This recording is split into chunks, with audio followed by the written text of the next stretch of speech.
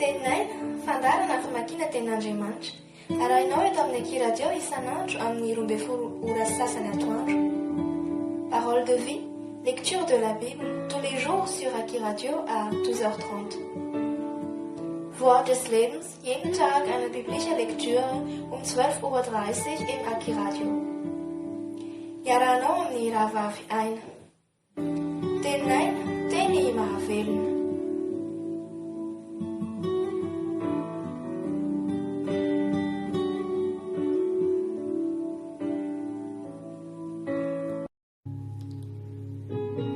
Ny asan'ny apôstôly toko 21, ny nifidianana ny fitolahy sy ny nandrosoany ny fiangonana amin'ny anaran'i Jesosy.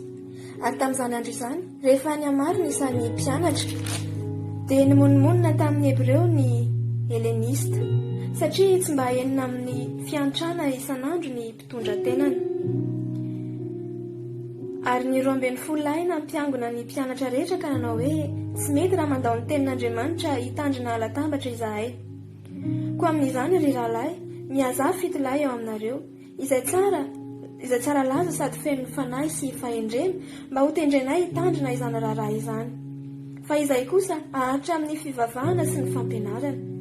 Dia sitraky ny olona rehetra ny teniny ka nifidy an'i Stefana izy, lehilahy feno finoana sy fanahy masina, ary Filipo sy Prokoro sy Nikanora sy Timona sy Parmena ary Nikoleo, prozelita avy any Antiokia.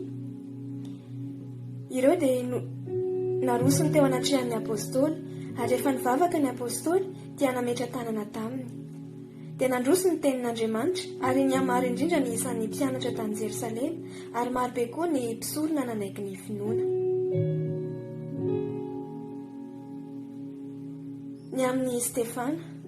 Ary Stefana feno fahasoavana sy hery dia nanao fahagagana sy famantarana lehibe teo amin'ny vahoaka, fa ny sasany izay avy amin'ny sinagoga atao hoe sinagogan'ny Libertina sy ny Kireniana sy ny Aleksandriana mba amin'izay avy any Kiliki sy Azia, dia nitsangana ka niady hevitra tamin'i Stefana, fa tsy nahatohitra ny fahendrena sy ny fanahy izay nitenenany ireo.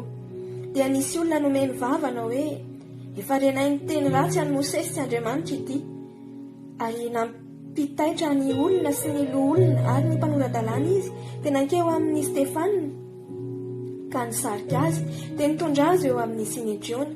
Ary izy nanangana vavolombelona mandainga izay nanao hoe io lehilahy io tsy mitsahatra amin'ny teny ratsy ity fitoerana masina ity sy ny lalàna, fa efa renay izy nilaza fa ilay Jesosy avy any Nazareta dia andrava ity fitoerana ity sy hanova ny fomba izay natolotry Mosesy antsika. Ary izay rehetra nipetraka teo amin'ny Sinedriona raha nandinika an'i Stefana dia nahita ny tarehiny tahaka ny tarehin'anjely. Alléluia.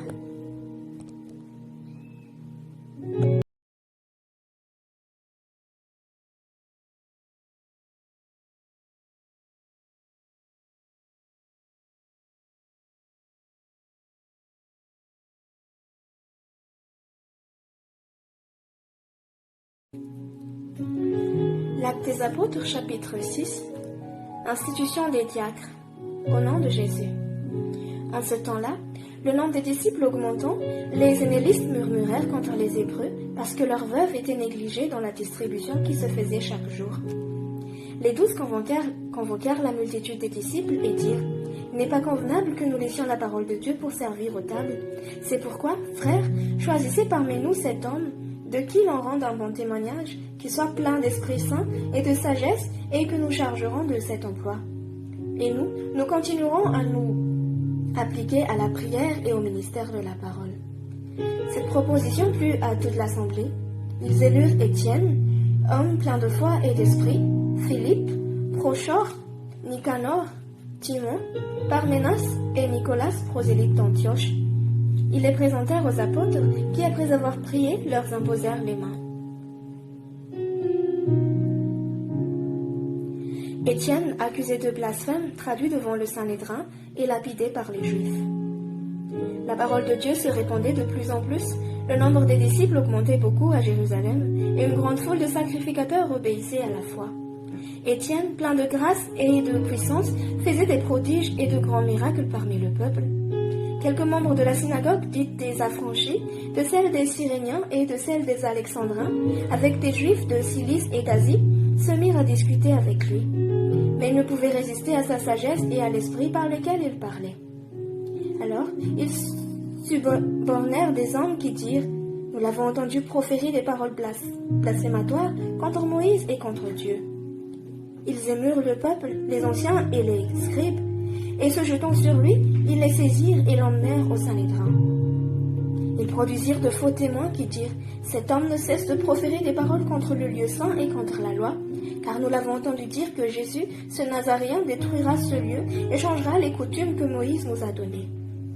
Tous ceux qui siégeaient au Sanhédrin avaient fixé les regards sur Étienne, son visage leur parut comme celui d'un ange. Alléluia.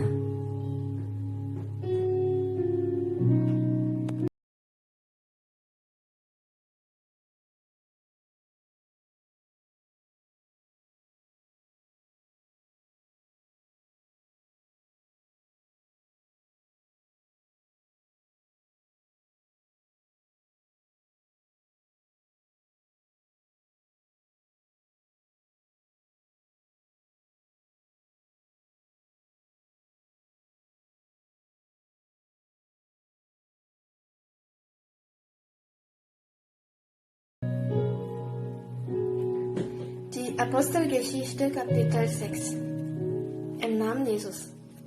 In den Tagen aber, da der Jünger viele wurden, erhob sich ein Murmel unter den Griechen wider die Hebräer, darum dass ihre Witwen übersehen wurden in der täglichen Handreichung.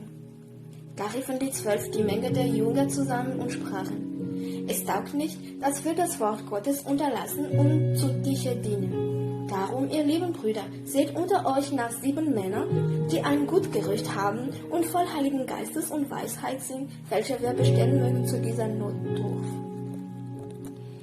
Wir aber wollen anhalten am Gebet und am Amt des Wortes.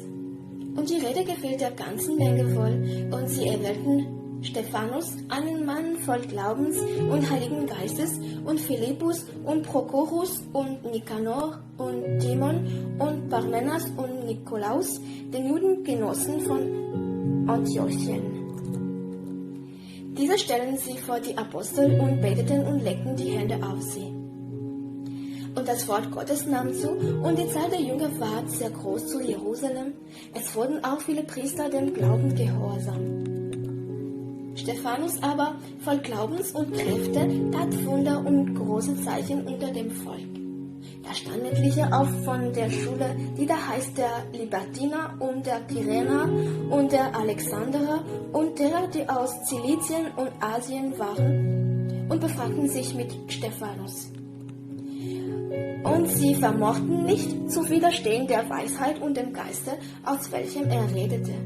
Da richteten sie zu etlichen Männern, die sprachen: Wir haben ihn gehört, Lästerworte reden wider Mose und wider Gott.